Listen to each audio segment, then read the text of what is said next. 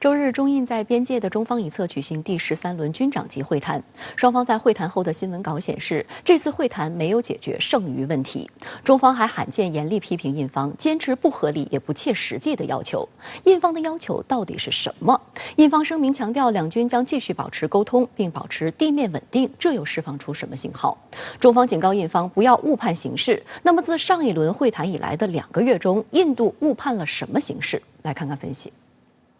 周一凌晨，中国人民解放军西部战区新闻发言人龙少华大校就中印第13轮军长级会谈发表谈话，指出，周日，中印两军在莫尔多楚舒勒会谈点中方一侧举行第13轮军长级会谈。会谈中，中方从维护中印两国两军关系大局出发，为推动边境局势缓和降温做出了巨大努力，充分体现了诚意。但印方仍坚持不合理也不切实际的要求，为谈判增加了困难。龙少华大校强调，中方维护国家主权的决心意志坚定不移，希望印方不要误判形势，珍惜当前中印边境地区来之不易的局面，恪守两国两军有关协议协定和共识，切实拿出诚意和行动，与中方一道共同维护边境地区和平安宁。外界注意到，相比上一轮军长级会谈，印方此次可谓是翻脸如翻书。国防部官网显示，中印第12轮军长级会谈的新闻通稿指出，双方同意此轮会谈具有建设性，进一步增进了相互理解。双方同意根据双边协议协定，保持谈判对话势头，尽快解决剩余问题。但印度陆军最新发表的声明称，这次会谈没有解决剩下的问题，双方同意保持沟通，并保持地面稳定。据印度教徒报报道，此次会谈于上午10点半开始，晚上7点结束，持续了约8个半小时，会谈时间也是历次中最短。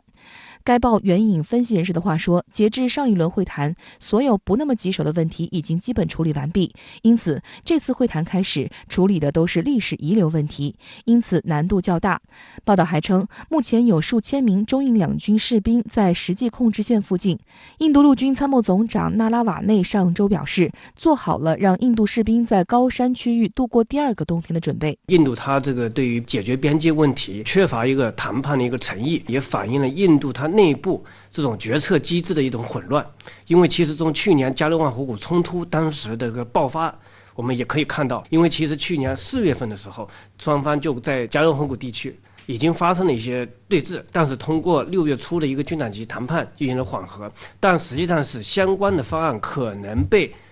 印度高层否决了，所以呢，导致呢印度军队它采取了一些暴力的一些举措。观察指出，中方发出了自两国军长级会谈以来最严厉的一次表态，直接批评印方坚持不合理也不切实际的要求，为谈判增加了困难。印度教徒报报道称，印方再次要求中印边境现状恢复到2020年4月份实控线状态。复旦大学南亚研究中心副主任林明旺认为，这种要求显然不合理也不切实际。他反问，印度为什么不要求恢复到1962年中印边界战争之后的状况呢？林明旺认为，这次西部战区的声明非常直接，警告印方不要误判形势，这表明中国对印度的态度发生了微妙变化。但他同时指出，当前双方预期都比较低，边境上双方都是防备状态，整体而言不乐观，对中印两国都是一个考验，但双方都没有意愿爆发新一轮冲突，因此局势整体是可控的。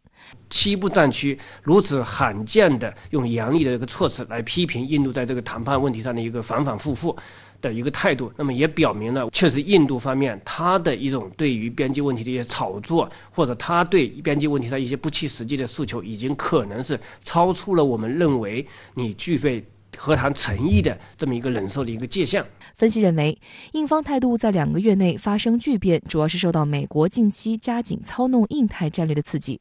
9月25号，印度总理莫迪在赴华盛顿参加4国安全机制峰会期间，与美国总统拜登举行双边会晤，双方声明加强美印防务合作关系。美方称，印度是主要防卫伙伴。上周五，也就是中印本轮军长级会谈之前2天，第16届美印国防政策小组会议举行，敲定年内举行美印2+2会谈。其实美国因素，我觉得是印度这几年来它对华政策前沿一个非常重要的一个驱动力。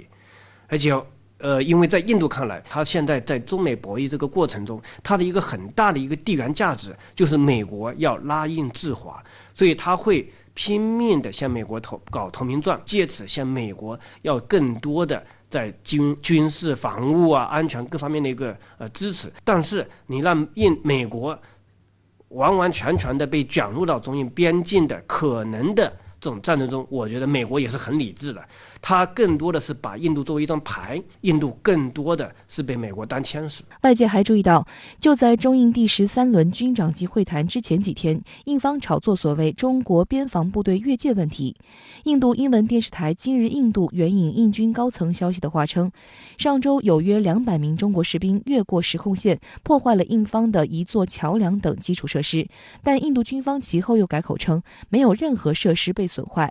还有印度媒体报道称，期间中印两军对峙好几个小时，又称数名中国士兵被印军扣押，经过中印两军指挥官现场协调后结束对峙。但中方很快澄清印方的恶意炒作。中国日报上周六援引中国军队消息人士的话称，9月28号，中国边防部队按计划对中印边境中方一侧东张地区进行例行性巡逻，中途遭遇印方无理阻拦，中方官兵坚决予以反制，在完成巡逻任务后返回。该消息人士表示，东张地区是中国固有领土，中国边防部队在自己领土上组织巡逻完全合理合法。印媒最近关于中国士兵越线被扣的炒作子虚乌有，与事实不符。此次事件，印方蓄意挑衅在先，歪曲抹黑在后，严重违反双边协议协定，责任完全在印方。深圳卫视注意到，中国日报证实，这次中方巡逻的地点在东张。东张属于中印边界东段地区，是位于西藏山南市错那县的一个小村子，也是反蚕食斗争相当突出的地区。据环球时报报道，东张瀑布是藏族群众的圣地，但2001年印军越线将东张瀑布下游的桥梁拆除，并将哨点位置从瀑布上方移到瀑布下方约1公里处。从那以后，朝圣的藏族群众再也无法到东张瀑布下取水。印军通过这次拆桥行动蚕食了1公里，并部署了一个加强连的兵力。以前解放军边防部队行军至东张瀑布约需要1天半时间，但是现在随着当地基础设施升级，几十分钟就能到达。